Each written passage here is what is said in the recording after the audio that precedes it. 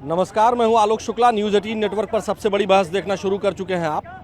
UP के Singham IPS Ajay Pal Sharma की दहाड़ से क्या टीएमसी के गुंडों में खलबली मच गई है? क्या अब टीएमसी के गुंडे सेकेंड फेज के चुनाव में जो रंगबाजी करते थे वो अब नहीं कर पाएंगे?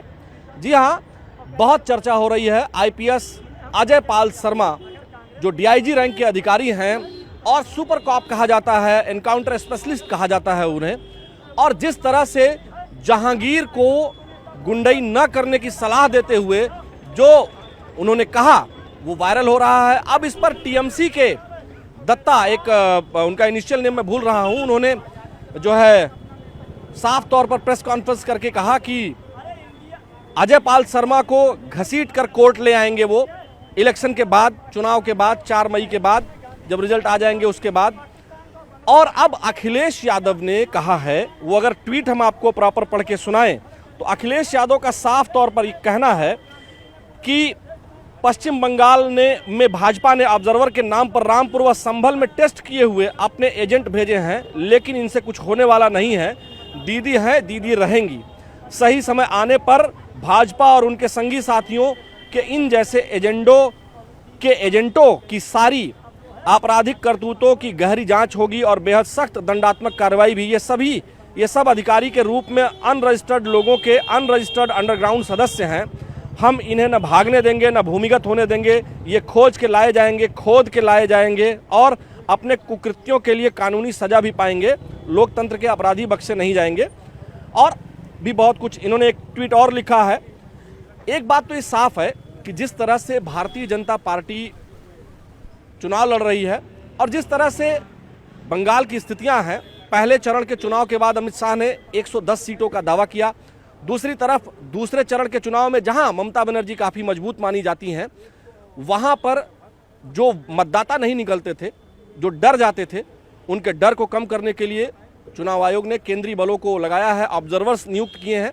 और अब यूपी के तेज तर्रार अधिकारी अजय पाल शर्मा के द्वारा इस तरह से कहा जाना, उसमें एक तरह से देखा जाए जो बंगाल की पृष्ठभूमि रही है, बहुत लोग ऐसा मानते हैं कि वो कोई गलत बात नहीं है, लेकिन कुछ लोग ये भी कहते हैं कि पुलिस को ऐसी भाषा का प्रयोग नहीं करना चाहिए। लेकिन क्या जहांगीर जो वहाँ टीएमसी के मेंबर हैं और इस समय चुनाव भी लड़ रहे हैं, क्या उनका इतिहास कोई जानता है? और अगर उनका इतिहास कोई जानता है तो ये ज़रूर जानेगा कि बंगाल में चुनावी हिंसा आम बात है, चुनाव के बाद हिंसा आम बात है। और उसी चुनावी हिंसा को रोकने के लिए चुनाव आयोग ने केंद्रीय बलों के साथ साथ मजबूत और इंटेलिजेंट अधिकारियों को, एनकाउंटर स्पेशलिस्ट अधिकारियों को ऑब्जर्वर के रूप में नियुक्त किया है। हम जनता के बीच में हैं। राय साहब, आपसे हम ये जानना चाहते हैं कि अखिलेश यादव जी ने जिस तरह की भाषा का प्रयोग किया है कि इनको खींच के लाया जाएगा, ये कमोबेश वही भाषा तो नहीं है जो टीएमसी ने प्रेस कॉन्फ्रेंस में कहा कि कोर्ट में घसीट कर लाएंगे? बहुत सारी बातें कहने के बाद उन्होंने कोर्ट का नाम लिया। तो आपको क्या लगता है, इस तरह की भाषा एक पुलिस अधिकारी के लिए ठीक है? देखिए, पहला चीज तो ये है कि जिस सरकार का गृह मंत्री का जो शब्द थे बंगाल की दहलीज में, आप लॉ एंड ऑर्डर को मूर्त रूप देने वाले हैं, देश का आंतरिक व्यवस्था की का सुरक्षा की गारंटी आपके पास है, और आप जिस शब्द का, जिस अपनी सोच को आपने पश्चिमी बंगाल के पटल पर आपने रखा है, कोई भी निष्पक्ष आदमी इसे सही नहीं ठहरा सकता। अच्छा, राय साहब, एक चीज आपसे जानना चाह रहा हूं मैं, बहुत सिंपल सी चीज। क्या वाम दलों से लेकर के ममता बनर्जी तक का ये जो 35 और 15 यानी 35, 5, 40, 10, 50 सालों का जो ये इतिहास है, क्या खूनी इतिहास चुनावों का नहीं है? देखिए, कारण ये है कि केवल अगर खूनी इतिहास का अगर पृष्ठभूमि को आप खंगालेंगे तो कोई नियर अबाउट थोड़ा कम बेसी खून तो हर जगह हुआ है चुनावों में। लेकिन चुनावी हिंसा का जो स्तर पिछले 50 सालों की भारत के किसी भी अन्य राज्य से, मैं ये नहीं कह रहा हूं कि यूपी में अखिलेश जी की भी सरकार रही है, मायावती जी की भी सरकार रही है, इसके पहले मुलायम सिंह यादव जी चीफ मिनिस्टर रहे हैं, राजनाथ सिंह चीफ मिनिस्टर रहे हैं, कल्याण सिंह जी चीफ मिनिस्टर रहे हैं, लेकिन चुनावी हिंसा जिस स्तर पर बंगाल में पिछले 50 सालों में देखने को मिली है, 35 साल वाम दलों की सरकार में और 15 साल इसमें, चुनावी हिंसा इस बार 50 सालों के इतिहास में सबसे कम हिंसा नहीं हुई है, आप मानते हैं कि नहीं मानते? देखिए, बिल्कुल जहां प्रशासन सख्त है, जहां प्रशासन जो है लोकतंत्र के निर्णायक भूमिका निभाने पर अब कटिबद्ध है, वहां निश्चित तौर पर मैं मानता हूं कि चाहे सरकार उसको बदले से प्रेरित होकर के वो व्यवस्था वहां मुहैया कराई हो, या अपने वोटों के माइनस प्लस करने के लिए वो व्यवस्था मुहैया कराई, लेकिन निश्चित तौर पर वो पूरी पश्चिमी बंगाल को जो है सेना और अर्धबल सैनिक के हवाले किया गया है, जो हिंदुस्तान के इतिहास में हमने उस तरह का सुरक्षा व्यवस्था कहीं नहीं। लोग तो अब अच्छे से पहले फेज में जो चुनाव हुए हैं, इलेक्शन हुए हैं, वहां 93% के लगभग वोटिंग हुई है और कोई भी चुनावी हिंसा नहीं हुई, किसी की मौत नहीं हुई है, वरना हर साल हर फेज में बड़े स्तर पर हत्याएं हो जाती थी। बिल्कुल सही। देखिए, बिल्कुल जो वहां का चुनावी व्यवस्था में जो आंतरिक व्यवस्था सुरक्षा की थी, निश्चित तौर पर सरकार अपने को मजबूत बनाने के लिए वहां कार्रवाई की व्यवस्था दी, लेकिन जो निर्वाचन का जो प्लस पहलू ये है कि सरकार अपने फायदे के लिए उतनी कड़ी व्यवस्था का मुहैया कराया। फिर भी अगर कानून व्यवस्था को कायम रखने में वो सुरक्षा व्यवस्था अगर सफल रही है, तो मैं सरकार की और निर्वाचन आयोग की सफलता को बधाई देता हूं। चलिए, बहुत अच्छी बात है, कम से कम आप जो पुलिस अधिकारी जो उन्होंने कहा उसको एक तरह से इनडायरेक्टली समर्थन भी कर रहे हैं। हम आपके पास आएंगे, आपको क्या लगता है कि चुनाव आयोग ने जो ऑब्जर्वर नियुक्त किया है, यूपी के यूपी काडर के अधिकारी हैं, आईपीएस अधिकारी, तेज तर्रार अधिकारी उनको माना जाता है, आईपीएस अजय पाल शर्मा जो ज्वाइंट सीपी हैं प्रयागराज में, आपसे हम ये जानना चाहते हैं कि यहाँ आप कैसे देखते हैं उनके इस वक्तव्य को, और अखिलेश जी ने जो कहा है और टीएमसी के प्रेस कॉन्फ्रेंस में जो कहा गया है उनको, उसको कैसे देखते हैं? देखिए, नक्सलवाद की शुरुआत ही पश्चिम बंगाल में एक जंगमबाड़ी गांव था, वहीं से हुई। अब पूरा का पूरा जो आपने 50 सालों का इतिहास बंगाल का आप चुनाव परिदृश्य में आप बात कर रहे थे, राय साहब उसको घुमा करके बात कर रहे हैं। सत्य स्वीकार करना चाहिए किस तरह से वामपंथियों ने वहां बंदूक के बल पर के 35 साल सरकार चलाई, फिर उसके बाद ममता बनर्जी लड़ करके उनसे सरकार सत्ता में आई और स्वर्गीय अटल बिहारी वाजपेयी जी का आशीर्वाद, अटल जी ने इनको रेल मंत्री बनाया था, फिर कांग्रेस से अलग होकर के इन्होंने टीएमसी बनाई। आखिर में वो वामपंथ के लोग, नक्सलवादी लोग कहाँ चले गए, वो पार्टियां कहाँ चली गई? कहीं न कहीं टीएमसी में समाहित हो गई। आज लोकतंत्र में अच्छी बात है कि फर्स्ट चरण के चुनाव में 93% मतदान पश्चिम बंगाल में हुआ। कल दूसरा वोटिंग होने जा रही है दूसरे चरण का, और माननीय गृह मंत्री, प्रधानमंत्री ने कह दिया है कि कोई भी गुंडा बख्शा नहीं जाएगा, छोड़ा नहीं जाएगा।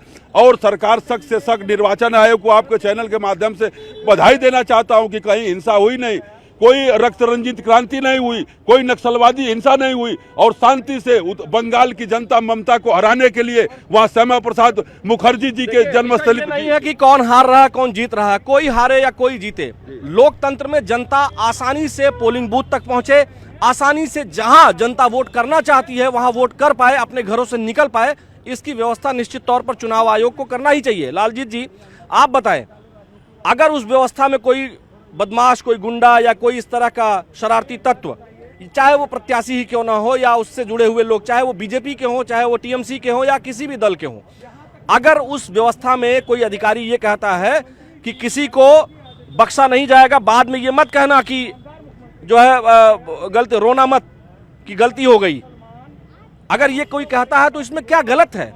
उसमें क्या कोई असंवैधानिक भाषा का उन्होंने प्रयोग किया? यही तो कहा कि अगर पब्लिक को धमकाया तो छोड़ा नहीं जाएगा। लोकतंत्र में आम नागरिक को वोट देने का मौलिक अधिकार मिला हुआ है और ये स्वतंत्र रूप से दे पावे, ये सबसे बड़ी कामयाबी होती है। लेकिन अधिकारी को भी थोड़ा सोच समझ के बोलना चाहिए कि जनता ने डर जाए आपसे, आपके अर्धसैनिक बल से जनता ने दहशत में आ जाए, उसका भी ध्यान देना चाहिए। जनता को सुरक्षा दीजिए। मीडिया से जो पब्लिक में जो लोग वहां जा रहे हैं, मैं अलग अलग हमारे अपने चैनल के तमाम संवाददाता और भी चैनलों के तमाम संवाददाता वहां गए, वो पूछ रहे हैं, तो लोग कह रहे हैं कि इस बार हम लोग को डर चुनाव वोट देने में नहीं लग रहा है क्योंकि सुरक्षा व्यवस्था बहुत बढ़िया है। सारे लोग ये कह रहे हैं, अधिकतर लोग।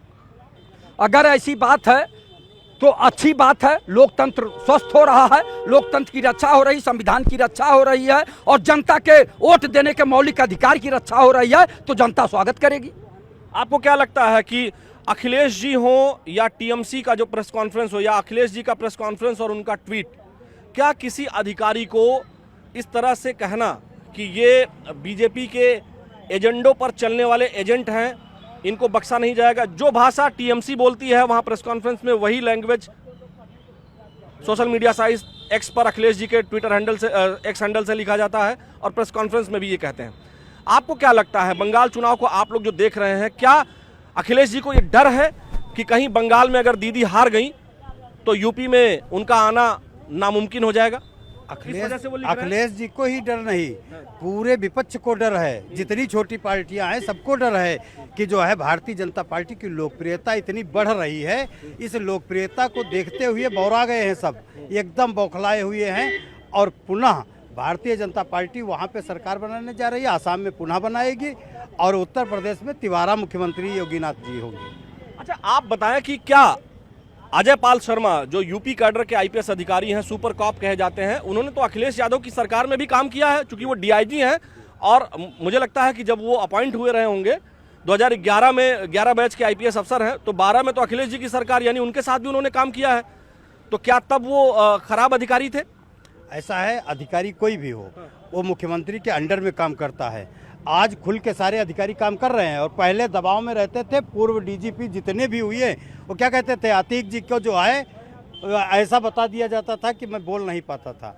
कई लोग नौकरी छोड़ दिए थे। आज एक एसआई जो है वो जो है आईपीएस के बराबर का काम कर रहा है।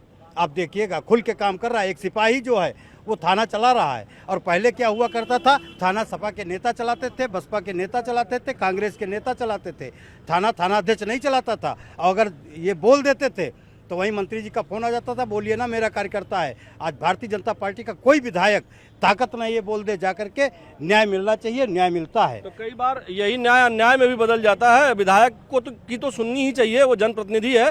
अगर लीगल एस्पेक्ट पे बात करें, अगर गलत कर रहे हैं विधायक, अध्यक्ष भी बौरा जाते हैं इसी चक्कर में। नहीं बौरा कैसे जाएंगे, कतई नहीं बौराएंगे। पब्लिक जो है बिल्कुल लाइट रहती है, ऐसा कुछ नहीं है। तो एक बात हम आपको बता दें कि दर्शकों, इनके पास चलते हैं। आपको क्या लगता है कि आईपीएस अजय पाल शर्मा ने जो कहा, उधर देखिएगा, हाँ, जो कहा उन्होंने उसको कैसे देखते हैं? और उसके बाद जिस तरह से टीएमसी का रिएक्शन है, जिस तरह से यहाँ उत्तर प्रदेश में अखिलेश यादव जी का रिएक्शन है, उसको कैसे देखते हैं आप? देखिए, doctor Ajay Pal Sharma ji IPS cadre के योग अधिकारी हैं। योग अधिकारियों में उनका नाम भी है और गिने भी जाते हैं। काम भी उनका अच्छा रहा है। अब उनके अखिलेश जी को क्या बुरा लगा ये तो अखिलेश जी बता पाएंगे, उनको क्या बुरा लगा। फिलहाल वो काबिल अफसर अखिलेश जी ने तो कहा है कि यहाँ सपा की सरकार आने के बाद मतलब उनके खिलाफ कार्रवाई होगी, जांच होगी और उनको जो है जेल भेजा जाएगा। अरे आने के बाद है ना, जब आएगी नहीं तो जेल कब भेजेंगे? अपने घर ख्वाब लेते रहेंगे। क्यों नहीं आएंगे? आपको क्यों ऐसा लगता है? ऐसा कुछ नहीं, अभी तो फिलहाल कुछ दिन तो नहीं। कुछ दिन मतलब 6 महीना 8 महीना, उसके बाद तो इलेक्शन ही है। अभी 10-5 साल है, कोई मतलब ही नहीं। 10-5 साल, हाँ, कोई मतलब ही नहीं। अच्छा, आपके पास हम आएंगे। आपको क्या लगता है, इधर आइए, यहाँ खड़े होइए, आपको क्या लगता है कि अजय पाल शर्मा जी ने जो कहा, जो आईपीएस अधिकारी हैं यूपी कैडर के, सही कहा, गलत कहा, क्या लगता है आपको? हमने स्टेटमेंट सुना नहीं है। अच्छा, आपने नहीं सुना है, चलिए, आपने नहीं सुना। आपको क्या लगता है अजय पाल शर्मा ने जो कहा उसको कैसे देखते हैं आप? देखिए, जिस हिसाब से किए इस हिसाब से नहीं करना चाहिए। आप जो वहाँ अधिकारी बन के गए हैं, ऑब्जर्वर बन के गए हैं, और ऑब्जर्वर का काम है दुरुस्त करना जो वहाँ के छोटे अधिकारी हैं उनको, कि आप ऐसा करो, इस हिसाब से लोग निकलना चाहिए, कोई किसी को रोक ना पाए। और बयान देना, ये लगता है कि कहीं ना कहीं जो है दिल में खोट है। अच्छा, दिल में खोट है, लेकिन जिस तरह से जहांगीर जो वहाँ चुनाव लड़ रहे हैं, वहाँ पर वो माना जाता है कि बहुत खास हैं अभिषेक बनर्जी के, और ये भी माना जाता है कि वो बहुत एग्रेसिव नेता हैं। कई बार जो है वो एग्रेसिव मतलब कई बार उन्होंने ऐसी घटनाएं कारित की हैं, बाद में वो उससे बरी भी हो गए, लेकिन आम जनता जानती है वो कैसे नेता हैं। और लोगों को टेरराइज करना, लोगों को धमकी देना, तो जब उन्होंने सुना होगा तो उसी आधार पर कहा कि भाई उनको कहिए कि धमकी ना दें लोगों को। मैं इसी उत्तर प्रदेश में, क्या भाजपा में दागी नेता नहीं है? क्या जो धमकी वाले नेता हैं इसी उत्तर प्रदेश में नहीं है? उत्तर प्रदेश में क्या गांव के गांव को ये बोल दिया जाता है कि आप वोट देने मत जाइए? सुनिए, ऐसा एक गांव बता दीजिए। सुनिए, आज डिजिटल आप कांग्रेस पार्टी उत्तर डिजिटल प्रदेश का एक गांव बता दीजिए। आज डिजिटल मीडिया इतना हावी है।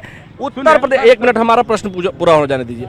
आप उत्तर प्रदेश का एक भी कोई ऐसा गांव मजरा बता दीजिए जिसको कोई भी किसी भी पार्टी का, भाजपा, सपा, बसपा, कांग्रेस या किसी भी दल का कोई एक नेता कह दे कि तुम वोट देने मत जाना और वो पूरा गांव वोट न दे। क्या बंगाल में कहा गया कुछ ऐसा सबूत है? नहीं, सबूत तो है ही, बहुत सारे जगहों पर बंगाल नहीं है। डिजिटल मीडिया में हो तो उसको चलाया जाए और उसको सजा दी जाए। देखिए यहाँ होता क्या है, आम जनता जो है जेल में चली जाए तो उसके जो पेमेंट बंद, उसको सजा हो जाए, सब कुछ हो जाए, लेकिन नेता जेल में रह के चुनाव लड़े और उसकी पेमेंट चालू रहेगी, उसकी पेंशन चालू रहेगी। आपकी ये बात बिल्कुल सही है कि नेताओं के साथ, देखिए आपकी, रुक जाइए, आपकी ये बात बिल्कुल सही है कि नेताओं को हमारे देश में कुछ एडवांटेजेस हैं, वो सभी पार्टियों के नेताओं के हैं। एक बार कोई सांसद हो गया तो आराम से पेंशन ले रहा है ना। वहीं तमाम कर्मचारियों की पेंशन बंद हो जाती है या नहीं मिलती है पेंशन। ये सब बातें हैं, बहुत सारी बातें हैं जो पब्लिक डोमेन में कहनी चाहिए, लेकिन बंगाल का चुनावी हिंसा का इतिहास है और इस बार पहले फेज में चुनावी हिंसा नहीं हुई। सफलता मानते हैं कि नहीं? है नहीं, देखिए ये तो बहुत अच्छी बात है, सफलता है कहीं ना कहीं, लेकिन 92% जो है, लगभग 91-92% जो है वोट पड़ना, देखिए वोट भी पड़ना कहीं ना कहीं दाल में काला है। इतना वोट कहीं पड़ा नहीं आज तक, तो कहीं ना कहीं उसमें देखिए कहीं ना कहीं उसमें भी काला है। नहीं, आपके देश में केरल में भी पड़ जाता है, बहुत सारे ऐसे राज्य हैं। अरे आप बताएं राय साहब, कितनी सफलता मानते हैं? मैं इनकी बात सुन लिया। क्या उत्तर प्रदेश में, बिहार जिसको बहुत लोग पिछड़ा मानते हैं, इस तरह की चुनावी हिंसा होती है जिस तरह का बंगाल का इतिहास है? देखिए बंगाल का, ईमानदारी से बताइए। देखिए बंगाल का, बिहार का, उत्तर प्रदेश का, हर प्रदेशों का अलग अलग समीकरण है। वहाँ हर तरह के अपराधियों का अलग अलग अपराध करने का तरीका अलग। जो कार्डर बेस्ड बातें होती हैं, पहले हम लोग भी सुनते थे। हम लोग जब छोटे थे तो पता लगता था कि यूपी में भी ऐसा होता था कि बूथ के बूथ लूट लिए जाते थे। मैं अपने गांव की बात बता रहा हूं, इतिहास में जाए तो फलाने ने कहा कि इस बार कोई वोट देने नहीं आएगा, लेकिन वोट देने फिर भी लोग जाते थे, हालांकि वोट देने के बाद बूथ लूट लिया जाता था। लेकिन टीएन सेशन जी ने जिस तरह की चुनावी व्यवस्था की, टीएन सेशन ने जिस तरह की चुनावी व्यवस्था की और जिस तरह से चुनाव लड़े गए उत्तर प्रदेश में या पूरे भारत में, उसके बाद गुंडई लगभग हर जगह कम हो गई, खत्म हो गई, ईमानदारी से लोग वोट देने जाने लगे। लेकिन बंगाल ही एक ऐसा राज्य था जहां चुनावी हिंसा होती थी, गांव के गांव वोट नहीं देने जाते थे। देखिए सबसे बड़ी कि टीएन सेशन का जहां तक मामला है, टीएन सेशन ने ही बताया अपने आभा के प्रभाव में कि निर्वाचन आयोग कोई विभाग है। उससे पहले निर्वाचन को कोई नहीं जानता था। कारण ये है कि जो अधिकारी सक्षम है, जो चरित्रवान है, जो कर्मनिष्ठ है, अब उन्होंने लगातार निर्वाचन अधिकारी के पद पर रहते हुए भी सरकार को घेरने का काम वो निरंतर करते रहे। उन्होंने ही एक सेमिनार में कहा कि तू चीज बड़ी है भ्रष्ट भ्रष्ट। ये टीएन सेशन ने एक सेमिनार का उद्घाटन करते हुए कहा था। तो मैं ये मानता हूं कि वो दौर दूसरा था। वो आप ये मानते हैं कि नहीं कि पहले फेज में जिस तरह से कोई हिंसा नहीं हुई, ये अच्छी बात है, ये मानते हैं कि नहीं मानते? देखिए हम लोग हिंसा के पक्षधर नहीं है। हम बहुत बड़ी उपलब्धि है। इतना वोट पड़ना ये दर्शाता है, मानी जी, इतना वोट पड़ना यह दर्शाता है कि कोई कहीं न कहीं बदलाव के संकेत है। आप ये कहना चाह रहे हैं कि 2011 का एग्जाम्पल लेते हुए उस समय भी वोटिंग बढ़ी थी? क्योंकि ऐसा लग रहा है कि ममता दीदी से लोग ऊब चुके थे, बदलाव वो चाह रहे हैं। चलिए एक फाइनल कमेंट आपसे लेंगे और आपसे, दोनों लोग। चुनावी हिंसा कम होना ये सफलता है या असफलता? ये बहुत बड़ी सफलता है और सबसे बड़ी बात है उसी में नहीं, एमएलसी के चुनाव में जो बीडीसी और प्रधान ये लोग वोट देते हैं उसमें भी ये ऐसा कानून होना चाहिए। नहीं तो बीडीसी को उठा ले जाते हैं लोग और इस तरह से बांध के जो है वोट ले लेते हैं, तो इसमें भी बंद होना चाहिए। आपको क्या लगता है, असफलता है या सफलता है और पूरी तरह सफलता बहुत अच्छा। 100% नंबर देंगे, बहुत अच्छा काम किया है। आपको क्या लगता है? चुनाव आयोग सफल है। पश्चिम बंगाल में निष्पक्ष चुनाव हो रहा है। भारतीय लोकतांत्रिक इतिहास में 93% वोट होना बहुत बड़ी उपलब्धि है। और कल जो है कि दूसरे चरण का मतदान होने जा रहा है, निष्पक्ष चुनाव आयोग करा रहा है। और सरकार जो है कि वहां बदलने जा रही है और ममता से जनता नाराज है, वहां भारतीय जनता पार्टी की सरकार बनने जा रही है। चलिए, बहुत बड़ी बात है। लगातार जिस तरह से बंगाल में, पश्चिम बंगाल में जिस तरह से चुनावी हिंसा पर रोक पहले फेज में दिखाई दी, अगर दूसरे फेज में भी हिंसा नहीं होती है तो वाकई में पिछले 50 सालों में ये बहुत बड़ी सफलता है कि कोई बड़ी हिंसा की घटना पश्चिम बंगाल के चुनाव में नहीं हुई।